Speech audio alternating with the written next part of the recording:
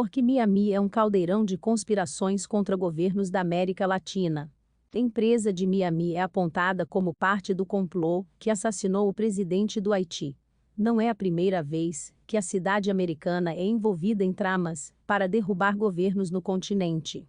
Assisto agora, em Últimas Notícias. Ainda há mais perguntas que respostas em torno do assassinato do presidente do Haiti, Jovenel Moïse, baleado em casa no dia 7 de julho. A polícia do país prendeu o médico de cidadania haitiana e americana Christian Emmanuel Sanson, residente do estado da Flórida, nos Estados Unidos. Ele é suspeito de contratar mercenários colombianos para derrubar Moïse. As autoridades suspeitam que o crime foi orquestrado em coordenação com a CTU, uma empresa de serviços de segurança com sede em Miami, na Flórida, que abriga uma população considerável de haitianos.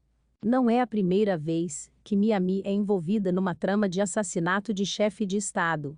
Faz décadas que a cidade é apontada como caldeirão de conspirações contra governos da América Latina, segundo a jornalista Anne-Louise Bardach, que tem ampla experiência em investigações sobre os périplos do exílio latino-americano na Flórida. Abre aspas. Miami é a sede mundial dos exilados. É o lugar que abriga, fecha aspas, governos em espera. Abre aspas.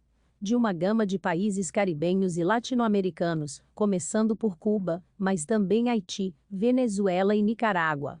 Fecha aspas. Disse Bardach à BBC News Mundo, o serviço em espanhol da BBC. Alguns exilados estão felizmente reassentados, mas outros ainda sonham e tramam para que novos governos assumam em seus países de origem, acrescenta. Além disso, os exilados em Miami também contam com uma cidade economicamente pujante, com ampla tradição de lobby político de influência nacional e um mercado prolífico de empresas particulares de segurança com quem formar alianças. A relação de Miami com o exílio latino-americano e os golpes contra governos na região tem uma data de início bem estabelecida. Em abril de 1961, um exército de cubanos exilados durante os primeiros meses da Revolução Comunista de Fidel Castro invadiu Cuba para tentar instaurar novo governo na ilha. A maioria dos exilados havia partido de Miami e, com a ajuda da CIA, a Agência de Inteligência dos Estados Unidos da América, organizaram uma invasão armada de 1.500 homens, que foi contida pelas forças de Fidel Castro em menos de 3 dias. Desde então, Miami se tornou o coração da oposição cubana, ganhando uma presença importante na política de Cuba. Por muitos anos, o rosto mais reconhecido do exílio cubano era o do político e empresário Jorge Mascanosa que, em 1981, criou a Fundação Nacional Cubano-Americana. Veja também. Essa organização é acusada de planejar ataques terroristas na ilha, como as explosões de uma série de bombas em vários hotéis de Havana em 1997, que mataram um turista italiano. O exemplo agente de inteligência anticastrista Luiz Posada Carriles, considerado um terrorista pelo governo de Cuba, afirmou em entrevista ao The New York Times, em 1998, que havia recebido dinheiro da fundação para os atentados de 1997, ainda que tenha negado participação direta. Posada Carriles morreu em 2018. Ele já havia sido acusado de participar do atentado de 1976 contra o voo 455 da Cubana Aviación, que matou 73 passageiros civis. Ele foi preso na Venezuela naquele mesmo ano, mas fugiu da prisão em 1985 e viajou à América Central, de onde continuou sua missão de lutar contra a influência da esquerda na América Latina. Em 2000, voltou à prisão no Panamá após ser acusado de tentar assassinar Fidel Castro, mas recebeu o indulto da então presidente Mireya Moscoso. Até a sua morte, Posada Carriles passou a maior parte do tempo nos Estados Unidos, enfrentando processos judiciais por violações a leis de imigração e por falso testemunho ao solicitar a cidadania americana. Ele viveu os últimos anos em Miami, onde muitos o consideram um herói. Nos últimos anos, o número de exilados venezuelanos em Miami cresceu. De maneira similar a muitos cubanos, eles fogem da crise econômica, da violência e do governo bolivariano, a que muitos consideram ditatorial. Também tem havido conspirações entre exilados da Venezuela em Miami. Em maio de 2020, a Operação Gideon fracassou. Tratava-se de um plano para sequestrar Nicolás Maduro e entregá-lo às autoridades dos Estados Unidos da América, que ofereceram 15 milhões de dólares pelo presidente.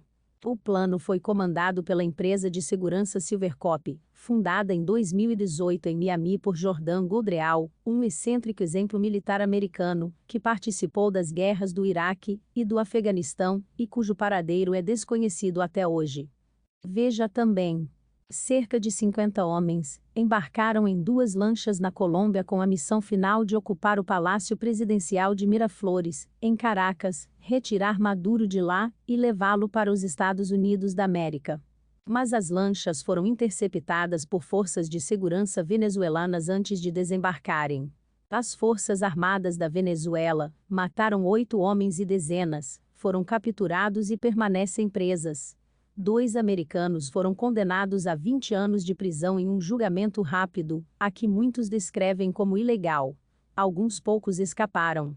As autoridades venezuelanas acusaram o opositor Juan Guaidó de orquestrar os atentados fracassados, mas ele nega as acusações. Parte da operação teve como cenário Miami. Goldreal manteve reuniões na cidade para negociar o financiamento e o pagamento com membros da Comissão Presidencial de Guaidó, um grupo encarregado de explorar, em sigilo, formas de depor Maduro. Um deles foi Juan José Rendón, um estrategista político de direita, venezuelano e com residência em Miami. Em uma entrevista, a jornalista venezuelana Patricia Poleu, também residente de Miami, e uma das vozes mais radicais do exílio, Goldreal disse que, apesar de a oposição não ter pago o que lhe prometeu, ele lançou a operação porque é um combatente pela liberdade. Agora os holofotes estão voltados para o Haiti, com o assassinato de seu presidente e a possível implicação de uma empresa de Miami. Embora o Haiti não tenha uma oposição contra o governo em exílio nos Estados Unidos da América tão forte quanto a cubana e a venezuelana, especialistas apontam uma correlação entre a ampla comunidade em Miami e os vínculos da elite com empresas de segurança privada, como a CTU. O Haiti tem tido muitos problemas com violência nos últimos anos. Por isso, a elite haitiana, boa parte residente habitual em Miami, tem aproveitado o grande mercado de segurança privada, que está crescendo na Flórida para se protegerem, explica a BBC News Mundo Gena Ben-Yehuda, presidente do think tank americano Truman National Security Project. A CTU, empresa acusada de participar do golpe contra Moise no Haiti, e a Silvercorp, que estaria por trás da fracassada tentativa de derrubar Maduro, integram um prolífico mercado de empresas de segurança privada em vários estados dos Estados Unidos da América, incluindo a Flórida. São empresas geridas, em sua maioria, por exemplo soldados americanos, que encontram neste mercado um meio de sustento após o serviço militar. As guerras do Iraque, Afeganistão e Oriente Médio têm criado uma abundância de exemplos soldados que abrem suas empresas e se convertem em consultores de segurança, explica Eduardo Gamarra, professor da Universidade Internacional da Flórida. Na América Latina, ocorre o mesmo fenômeno, inspirado na tendência dos Estados Unidos da América. As guerras na Colômbia contra guerrilhas e cartéis geram uma quantidade enorme de combatentes treinados pelos Estados Unidos da América, que logo se empregam como seguranças ou buscam outra forma de sustento. O interessante agora, com o assassinato do presidente Moise, é que um exilado venezuelano é o dono da CTU, a empresa acusada de participação, destaca Gamarra. A sede da CTU fica em Doral, uma zona de Miami conhecida popularmente como Doralzuela, pela grande presença de venezuelanos que chegaram ali nas últimas décadas. O seu dono, Antonio Tony Intriago, é um imigrante venezuelano acusado de viajar múltiplas vezes ao Haiti e de empregar soldados colombianos, os mesmos que foram presos pela polícia haitiana e que confirmaram vínculo com a CTU. Os detalhes de por que foram contratados pela CTU e para que ainda não foram esclarecidos. O pouco que se sabe é que a polícia haitiana considera Sanon, o médico, como principal suspeito. A BBC Mundo contatou Intriago e a CTU para essa reportagem, mas não obteve resposta. Em sua página na internet, a empresa oferece coletes à prova de balas, sistemas sofisticados de vigilância, guarda-costas, vigias e detetives. Gamarra adverte que empresas de segurança, como a CTU e a Silvercorp, operam sem controle. A quem respondem essas empresas? Como cobram por tarefas como essas? Qualquer empresa dessas de Miami, fundada por qualquer indivíduo, pode ir à Colômbia hoje e contratar um batalhão. A Operação Gideon, como foi chamada a tentativa de derrubada de Maduro na Venezuela, os múltiplos atentados em Cuba e os vínculos de um exilado haitiano com o assassinato de Moise, não se explicam sem um grande poder de financiamento. Depois que foi criada, a Fundação Nacional Cubano-Americana recebeu milhões de dólares em doações, o que contribuiu para que se tornasse a principal arquiteta das políticas dos Estados Unidos da América para Cuba. Muitos dos primeiros exilados eram grandes proprietários na Cuba pré-comunista, que transferiram suas fortunas para Miami. Com uma história menos longeva que a da comunidade cubana em Miami, o exílio venezuelano também se inflou de capital na última década. Quando os problemas no seu país aumentaram, muitos venezuelanos da elite escolheram Miami como refúgio. Na era chavista, também se integrou a esse exílio dourado, a nova burguesia que prosperou na sombra dos governos da Revolução Bolivariana. Embora no caso haitiano, o poderio econômico de sua elite não tenha se traduzido num lobby político forte, como o cubano ou venezuelano, Ben Yehuda adverte que os haitianos mais ricos, que vivem em Miami atuam, em geral, com o objetivo de proteger a todo custo seu patrimônio no país de origem, ainda que não vivam permanentemente lá. Nenhum dos vínculos anteriores seria possível sem um sentimento comum que define a maioria dos exilados no sul da Flórida. A rejeição a movimentos de esquerda do hemisfério sul é um fator de união hoje, ainda que muitos tenham desembarcado nos Estados Unidos da América fugindo de regimes de direita, diz Bardati. Não gosto de chamar de ressentimento, mas muitos exilados sofreram muito nos seus países de origem. Aqui chegaram cubanos que estiveram presos, foram torturados ou perderam conhecidos em fuzilamentos, explica Gamarra. Algo parecido acontece hoje com o exílio venezuelano. São pessoas que perderam uma luta política, que sentem que perderam seu país e que sofrem por ele e seus familiares, diz o especialista. Embora a maioria dos imigrantes no mundo tenha deixado seus países em busca de oportunidades econômicas, em Miami, vários chegaram por motivos políticos. Isso tem feito com que essas comunidades participem da política local americana, ainda que sempre pensando nos seus países de origem, encontrando identidade maior no Partido Republicano. Os cubanos são a força dominante na política do sul da Flórida e, consequentemente, no estado. Eles têm muito espaço na política presidencial nacional, conta Bardati. De fato, na última campanha presidencial, o exemplo-presidente Donald Trump tentou agradar e manter os votos de uma grande parte do eleitorado na Flórida, que apoiava suas políticas de mão de ferro para Cuba e Venezuela.